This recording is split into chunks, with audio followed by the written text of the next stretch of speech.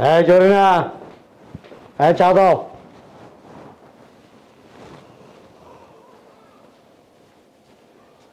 আচ্ছা স্যার, একটু এটা পড়েন স্যার। স্যার একটু দেখেন তাড়াতাড়ি স্যার। স্যার আপনার বউ একটা ছেলের সাথে সব কিছু নিয়ে পালাবে। দাঁড়ায় আছো কেন? যাও।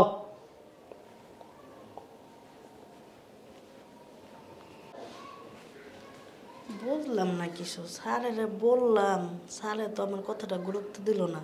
হ্যাঁ বই তো পলাই যাইব গা। বুঝি না বাবা বড় লোকের কারবার সারবার কিছু।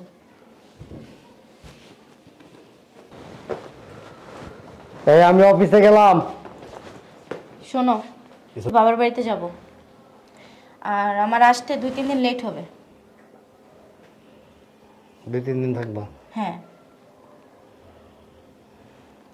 ঠিক আছে। ঠিক আছে, যাও।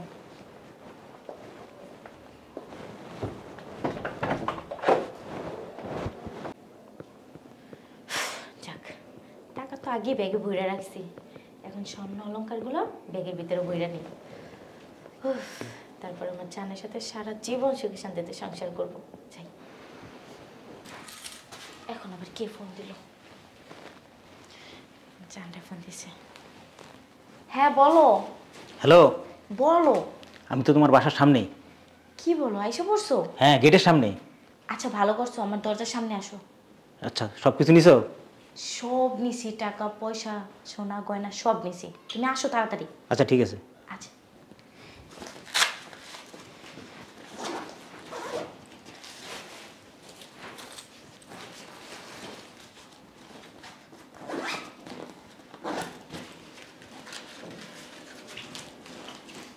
ও বাবারে বাবা, এত ভার কে?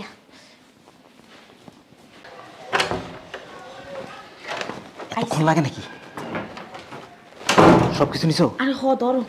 বাবারে বাবা, যা নিছি 2-4-5-10 বছর দুজনে বসে বসে খাইলেও ফুরাবে না। চলো। সব গহনা নিছো? সব টাকা? চলো।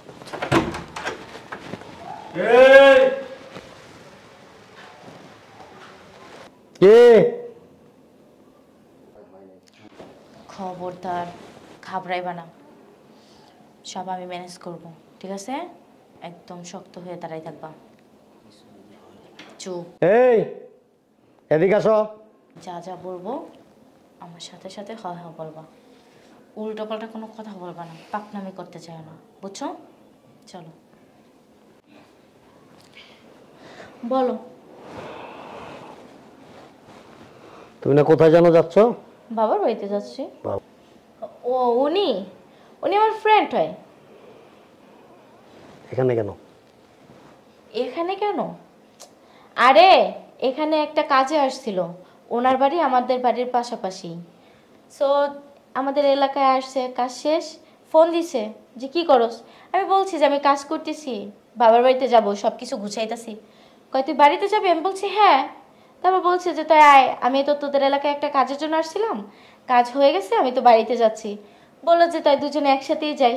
বাট এই কারণে বললাম যে তাহলে দাঁড়া, আমিও বের হইতাছি। তাই না? হ্যাঁ। কি নাম আপনার? জি, আমার নাম হচ্ছে রবিউল।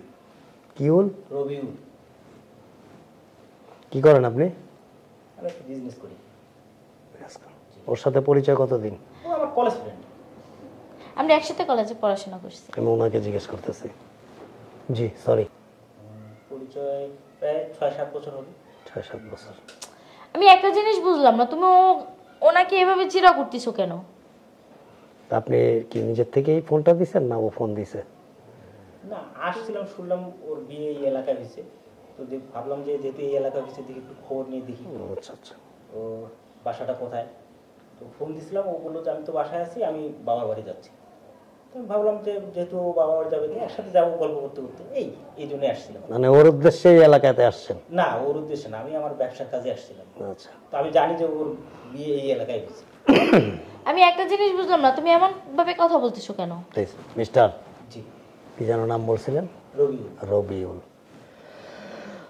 আমার জানা মতে এই এলাকাতে এমন কোনো অফিস বা কোনো কারখানা এ জাতীয় কিছু নাই।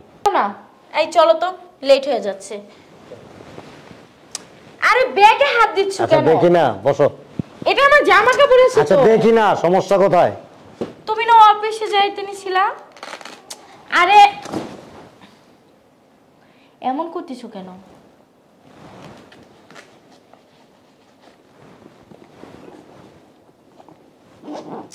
বাড়াবাড়ি করতেছো কিন্তু তুমি।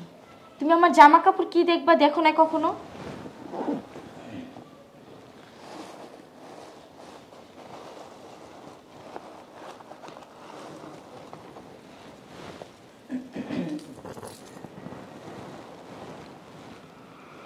এগুলো তো সবসময় লকারে থাকে, হ্যাঁ ব্যাগে কেন? লকারেই তো থাকে। আসলে ওই তোমাকে তো বলাই হয় নাই, আমার ওই যে খালাতো বোনটা আছে না রিয়া, ওর বিয়া। আবার বিয়ে দিতেছে? ওরে তো বিয়ে দেয় না, ওটা তো মামাতো বোন ছিল, এটা তো খালাতো বোন। এত টাকা কেন এখানে? এত টাকা কেন? এখানে এই যে 20 লাখ টাকা আমি যে কালকে রাখছি, ওই টাকাটা এখানে কেন? এত এত টাকা ওই যে আমার খালামণি কিছু টাকা চাইছিল, 20 লক্ষ টাকা। ওই ওনার মেয়েকে মানে রিয়ামণিকে বিয়ে দিব তো, এই কারণে আর কি চাইছিল। ওঠো। ওঠ! ওঠ! এই সোফায় বসার মতো কোনো যোগ্যতা তোর নাই। মানে এই সোফায় বসার কোনো যোগ্যতা তোর নাই। You are liar. তুমি কাকে লায়ার বলতেছো? আমি?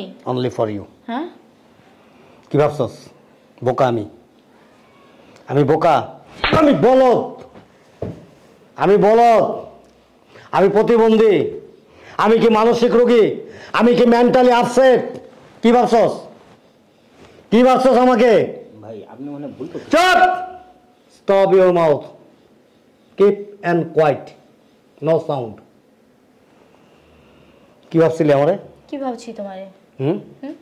আমার চোখে ধুলা দিয়া আমার অর্থে কেনা স্বর্ণালঙ্কার, আমার ডয়ারে যে টাকা, আমার সিন্ধুকে যা যা কিছু আছে সব কিছু নিয়া তারপরে রসিক ভ্রমরার হাত ধইরা পালাবি। আর আমি জানি না যা করছি না, হ্যাঁ? ভালো করছি, সব একদম ঠিক কাজ করছি। একের চটকায় দাঁত ফালাই দেবো।